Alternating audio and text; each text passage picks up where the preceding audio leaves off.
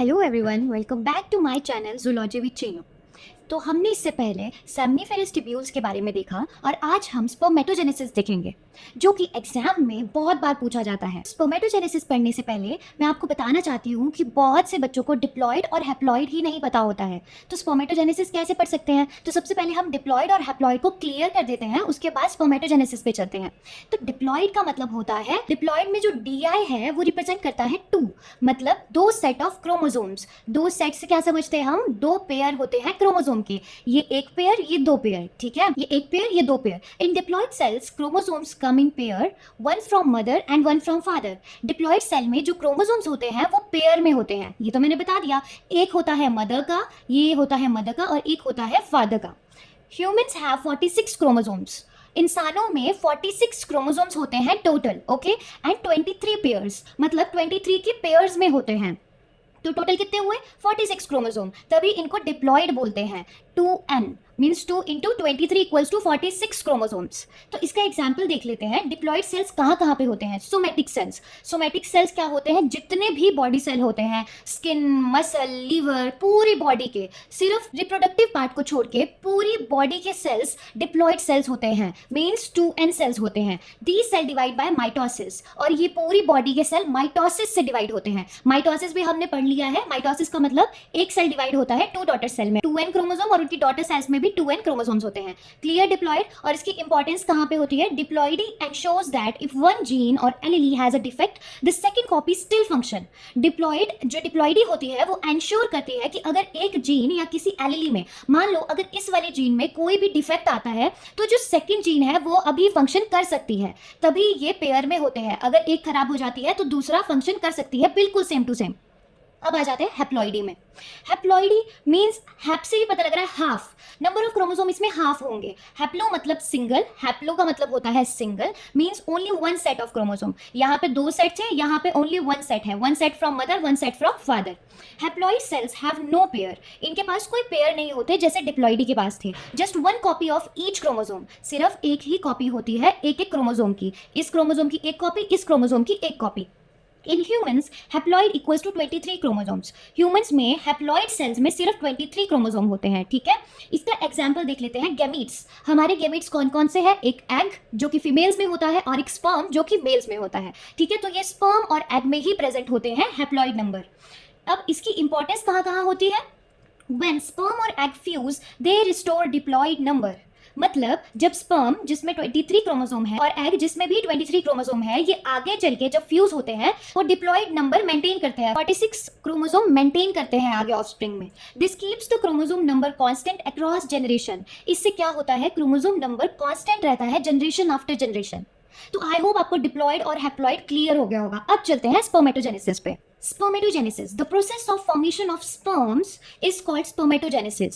Sperms बनने को spermatogenesis बोलते हैं, ठीक है? मेल्स में जो स्पर्म बनते हैं उस प्रोसेस को स्पर्मेटोजेनेसिस बोलते हैं। It occurs in the seminiferous tubule of the testis. और ये स्पर्म्स कहाँ बनते हैं? सेमिनिफेरस ट्यूब्यूल्स में बनते हैं, जो कि टेस्टिस में होती है। एक्चुअली टेस्टिस में बहुत सारी ट्यूब्स लाइक स्ट्रक्चर होती है जिनको हम सेमिनिफेरस ट्यूब्यूल बोलते हैं, और उन्हीं ट्यूब्यूल में स्पर्म्स बनते हैं। Seminiferous tubules are lined by germinal epithelium consisting of primordial cells and Sertoli cells. अब सेमिनिफेरस ट्यूब्यूल में क्या होता है? मान लीजिए सेमिनिफेरस ट्यूब्यूल है और इसमें ये जर्मिनल एपिथेलियम में कुछ प्रिमोर्डियल जर्म सेल होते हैं।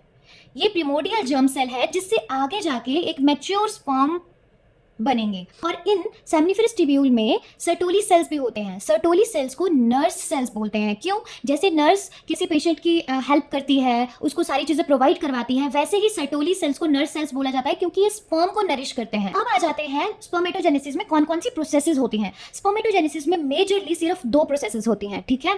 पहली प्रोसेस स्पर्मेटेड्स बनेंगे, पहली प्रोसेस स्पर्मेटेड्स बनेंगे, 4 स्पर्मेटेड्स बनेंगे। और दूसरी प्रोसेस स्पर्मेटेड्स इनटू स्पर्मेटोजोआ, ट्रांसफॉर्मेशन होगी स्पर्मेटेड्स इनटू स्पर्मेटोजोआ। इनसे डायरेक्ट स्पर्म्स बनेंगे। स्पर्मेटोजोआ स्पर्म्स को ही बोलते हैं, जिसको हम स्पर्मियोजेनेसिस बोलते हैं। ठीक है, सबसे पहले स्पर्मेटिड्स बनेंगे। चलो देखते हैं स्पर्मेटिड्स कैसे बनते हैं। एक बार जब स्पर्मेटिड्स बन गए, फिर एक प्रोसेस आएगी स्पर्मेटिड्स से स्पर्मेटोजोआ बनने की, जिसको हम स्पर्मियोजेनेसिस बोलते हैं। तो सबसे पहला प्रोसेस देख लेते हैं, फॉर्मेशन ऑफ स्पर्मेटिड्स। इसमें 3 फेजेस होते हैं। सबसे पहला phase multiplication phase. Multiplication phase में क्या होता है, एट सेक्सुअल मैच्योरिटी जब कोई भी मेल प्यूबर्टी पे पहुंचता है तो प्रिमोर्डियल जर्म सेल होते हैं, जो मैंने बताया ये सेमनीफेरस ट्यूब्यूल में जो होते हैं प्रिमोर्डियल जर्म सेल्स, ये डिवाइड होते रहते हैं माइटोसिस से। माइटोसिस से अब डिवाइड हो गए और इन्होंने बहुत सारे स्पर्मेटोगोनिया बना दिए। तो जो स्पर्मेटोगोनिया बने वो हमारे 2 टाइप्स के होते हैं। यहाँ पे आप देख सकते हैं टाइप ए जिसमें लिखा है एक्ट एज स्टेम सेल्स, और टाइप बी जो प्रिकर्सर्स ऑफ स्पर्म्स होते हैं। जो टाइप ए सेल्स होते हैं वो वैसे ही माइटोसिस के थ्रू डिवाइड होते रहते हैं और type A type B cells बनाते हैं, और जो टाइप बी सेल्स होते हैं वो आगे जाके स्पर्म्स बनाते हैं। तो चलिए अब ग्रोथ फेज देख लेते हैं। अब ग्रोथ फेज में क्या होगा, जो टाइप बी सेल्स होंगे वो आगे ग्रो करेंगे, एनलार्ज होंगे, और वो क्या बना देंगे एनलार्ज होके, प्राइमरी स्पर्मेटोसाइट। उनको हम प्राइमरी स्पर्मेटोसाइट बोलेंगे। तो अभी आपको ये चीज तो पता लग गया कि जो टाइप बी सेल है उन्होंने आगे ग्रोथ करके प्राइमरी स्पर्मेटोसाइट बना दिया है। अब आ जाते हैं मैचुरेशन फेज पे। मैचुरेशन फेज में 2 बहुत ही इंपॉर्टेंट चीजें होती है, एक होती है मियोसिस 1 और एक होती है मियोसिस 2। जो मियोसिस 1 होती है वो प्राइमरी स्पर्मेटोसाइट में होती है, जो कि अभी अभी बना। ठीक है, प्राइमरी स्पर्मेटोसाइट में जब मियोसिस 1 होती है तो 2 सेकेंडरी स्पर्मेटोसाइट बनते हैं। प्राइमरी स्पर्मेटोसाइट से क्या बन गए, सेकेंडरी स्पर्मेटोसाइट, और कितने, 2। बट जो प्राइमरी स्पर्मेटोसाइट था वो था डिप्लॉइड, बट जो सेकेंडरी स्पर्मेटोसाइट है वो हो गया हैप्लॉइड, क्योंकि मायोसिस 1 हुई। जब भी मायोसिस होती है तो डिप्लॉइड सेल हैप्लॉइड में कन्वर्ट हो जाता है। फिर उसके बाद दोबारा मायोसिस 2 होती है सेकेंडरी स्पर्मेटोसाइट में। जब सेकेंडरी स्पर्मेटोसाइट में दोबारा मायोसिस हुई तो ईच सेकेंडरी स्पर्मेटोसाइट 2 स्पर्मेटिड्स में बन गए। दोनों ईच सेकेंडरी स्पर्मेटोसाइट, दोनों जो सेकेंडरी स्पर्मेटोसाइट थे उन्होंने क्या बना दिए, 2 स्पर्मेटिड्स बना दिए। ठीक है, तो टोटल एक प्राइमरी स्पर्मेटोसाइट जो 2n था उसने आगे जाके 4 स्पर्मेटिड्स बना दिए जो सिर्फ n थे। अब ये तो स्पर्मेटिड्स बन गए, 1 प्रोसेस तो कंप्लीट हो गया स्पर्मेटिड्स बनना। अब स्पर्मेटिड्स से स्पर्म्स बनेंगे, जिसको स्पर्मियोजेनेसिस बोला जाता है। तो स्पर्मियोजेनेसिस देख लेते हैं। फॉर्मेशन ऑफ स्पर्मेटोजोआ यानी कि sperms from spermatids. Process of differentiation of spermatids into spermatozoa is sperms. मतलब प्रोसेस होती है स्पर्मेटिड से स्पर्म्स बनना, और इसको हम डिफरेंशिएशन भी बोलते हैं।